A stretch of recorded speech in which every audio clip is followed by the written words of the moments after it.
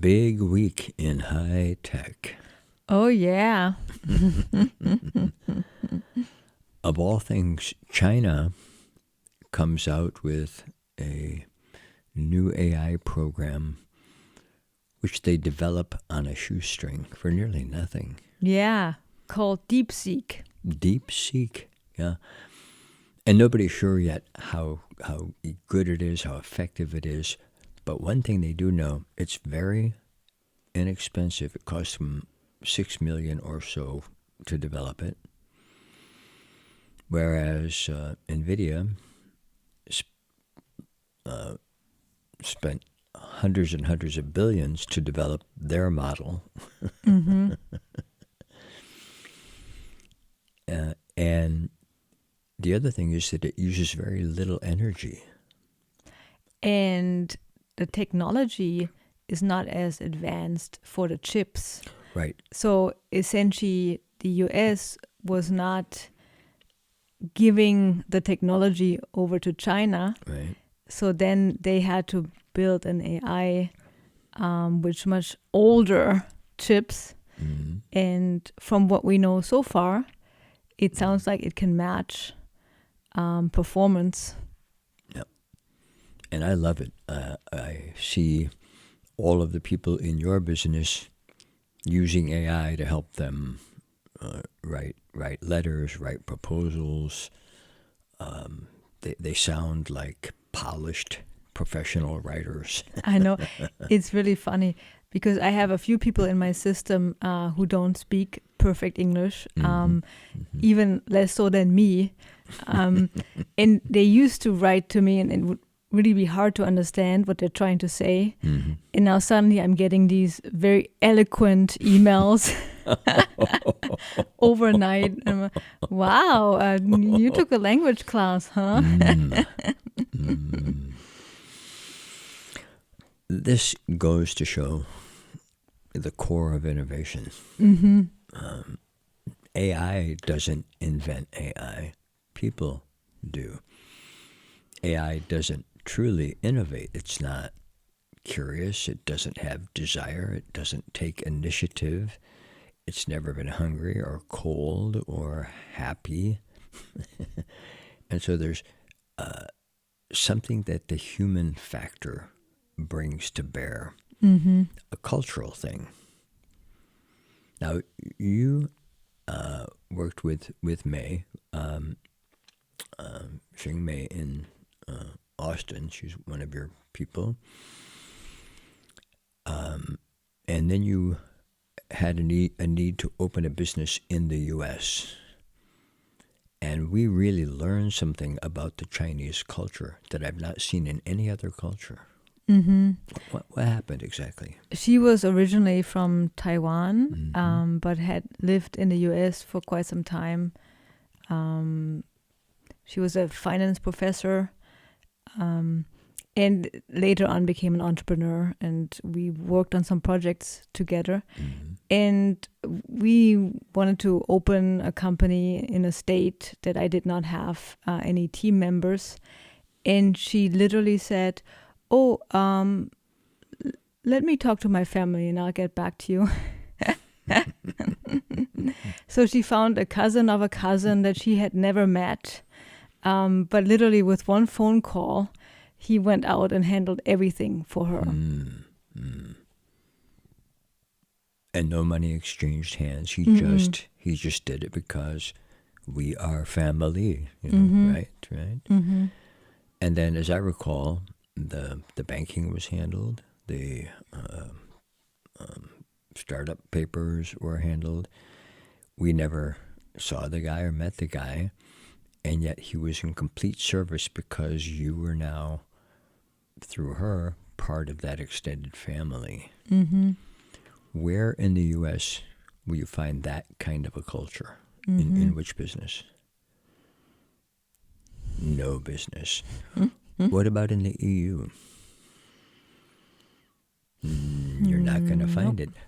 I mean, I find much more community in Europe than in the U.S. It's much more cooperative than competitive, but doesn't hold a candle to what it's just a natural part of ancient Chinese culture. Mm-hmm.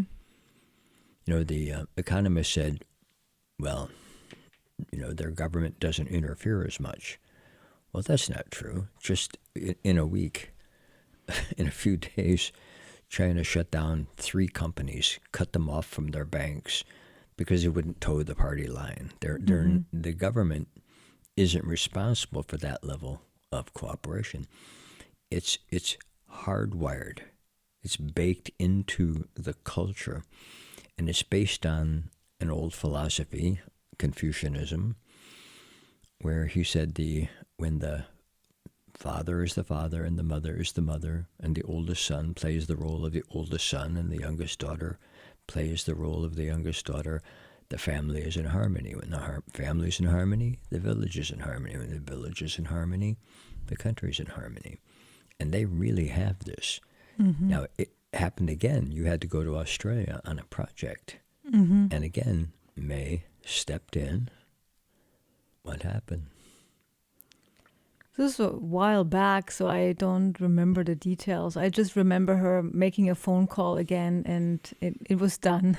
a cousin of a cousin who she has never met, who she will never meet, who happened to be an Australian citizen living in Melbourne, and she called him up, and I don't speak Mandarin, but he basically said, no problem.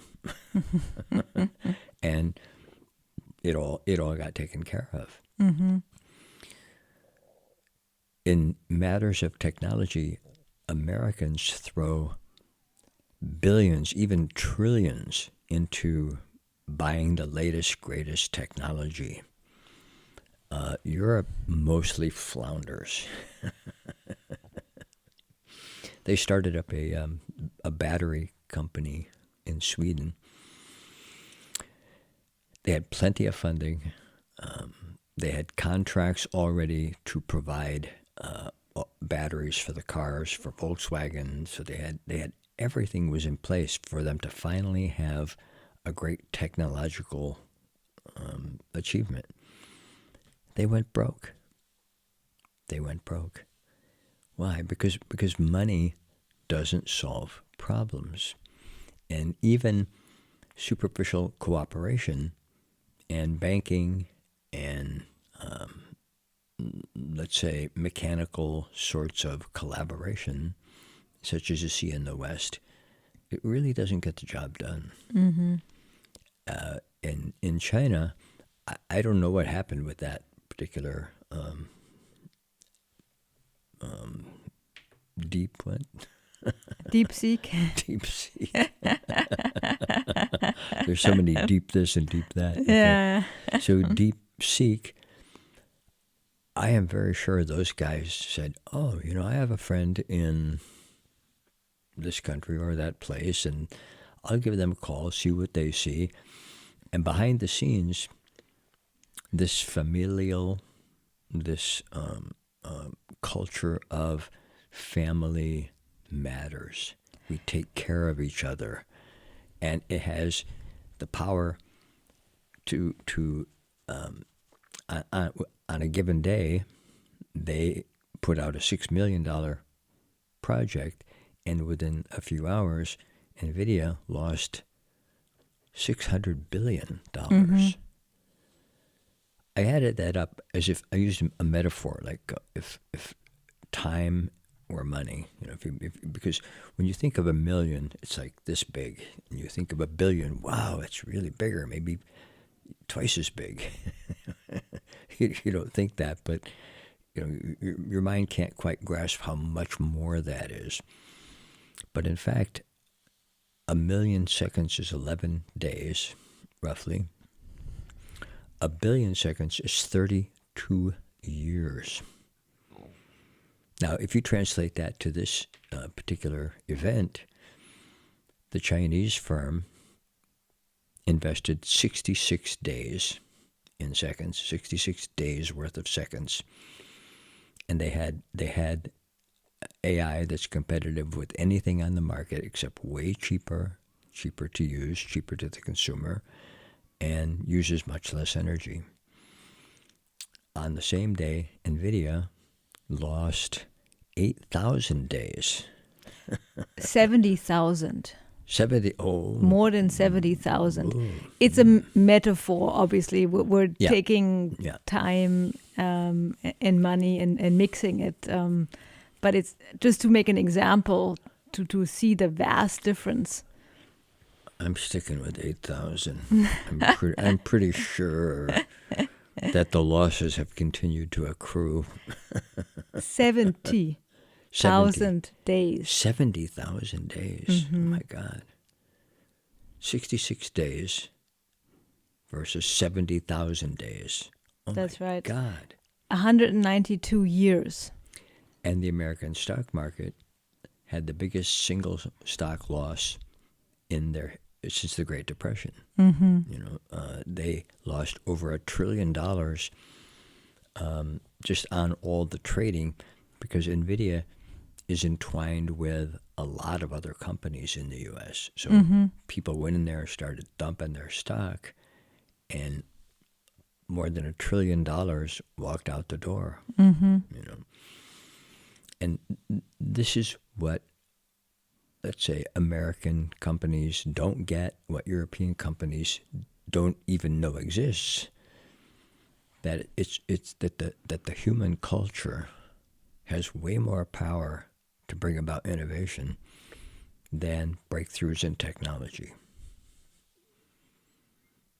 We have a friend who, I won't name the automotive company, but they invested billions of dollars in software for their cars. Much of that software, people don't even want it, don't even need it. It's annoying.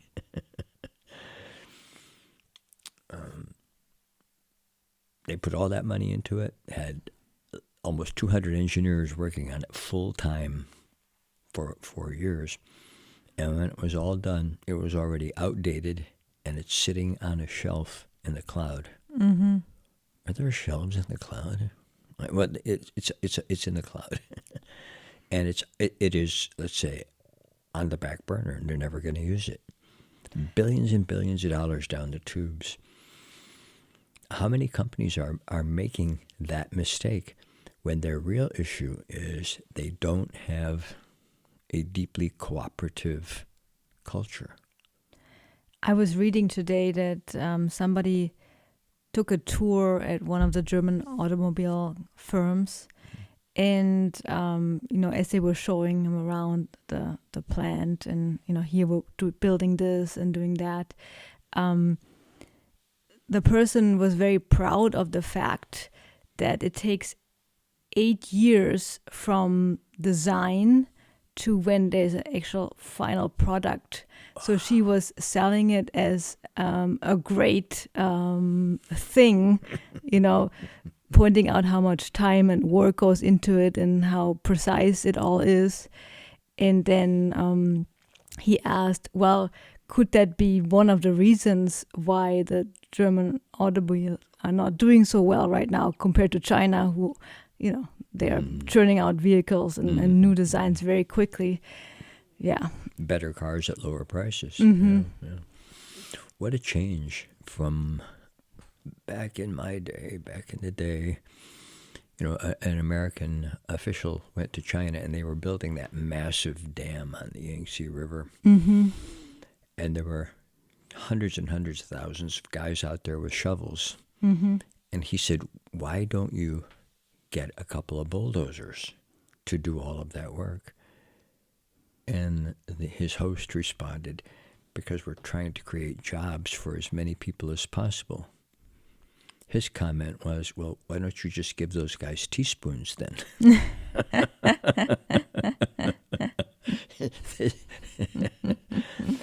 Now, that China went into a great,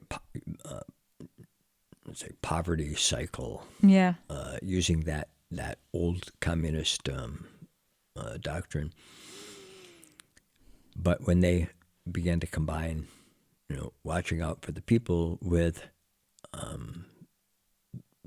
technology, with capitalism, all of a sudden they became a productive machine. They hit, like 8% GDP for years. You know that in the solar business, they have 80% of it, and it's vertical. So they don't just have the solar panels. They have what they fit into. They have what they connect to. You can't put up solar without thinking about China right now. They control the whole thing. How did that happen? Well, it's that cultural advantage that they have that makes them able to do that. And here's the thing, wind, it's more and more expensive to harness it with bigger and bigger propellers or fans or blades. I've seen them, they take 2 or 3 semi-trucks to move one blade. Solar moves easily, and how much of the world is desert? All of a sudden, all the countries in the Saharan African region of the world, they got a lot of sunshine coming down. Yeah. And now they have built a pipeline across the Mediterranean into Spain. They have major sun farms in Morocco. And Spain has an abundance of clean energy. Well, then governments step in. The Chinese government doesn't know. Chinese people invented this new AI. They had also invented TikTok, which has buried all other social media platforms. But TikTok is not allowed in China. This new AI is not going to be allowed to be used in China. People might start learning stuff that's inconvenient for the government to have them know about it. And already now, if you ask it certain questions, it will say something along the lines of, let's not talk about that. Do you have another question? But here's the wisdom of TikTok and the wisdom of this new AI. Chinese are very good at imitating, not very good at invention. They they invented gunpowder. Okay. A while back. But nothing about electricity, quantum physics, computers, all of that. Let's say that Europe is the birthplace of innovation. Programmable looms that can build an industrial revolution. Mr. Daimler invented the automobile. And then they lost sight of that. I believe that in those times, Central Europe had a different culture. We've been studying Schumpeter. You say it. No, that's good. Yeah. How do you say Well, it? we're speaking English here, so Schumpeter sounds right. A German or two may listen in. So how do you say? Schumpeter. Schumpeter. Now, he came from the early Hungarian Empire. Basically, he's German. Okay? And he said, look, entrepreneurship drives production. Innovative entrepreneurship drives production. And in his time, there was a very cohesive culture in Germany. When Einstein came out with his ideas, Max Planck didn't shoot them down. Max Planck invented brought in quantum physics. Einstein brought in relativity. They became friends, and Max Planck immediately published Einstein and helped him. There was this spirit of cooperation that was happening in early Europe, and somewhere that got lost. But in China, it has, let's say, evolved or developed into a whole new level of family and friends. And it's a tremendous advantage. Now, for that spirit to return to Europe, you're looking at 20 to 40 years, 2 generations.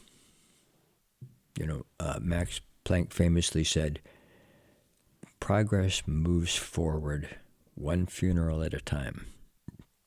The current leaders of the big automotive companies, the big manufacturers in Europe, very unlikely to start putting billions of dollars into developing people who know how to cooperate. They're not.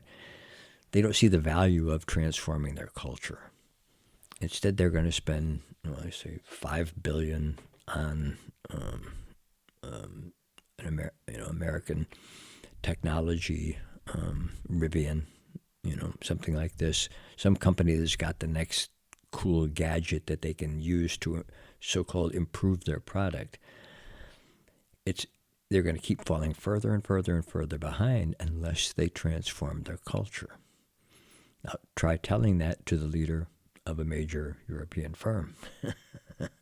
They say, well, I think we get, in German, you can say it better than me, I think we've got a pretty good handle on our innovation.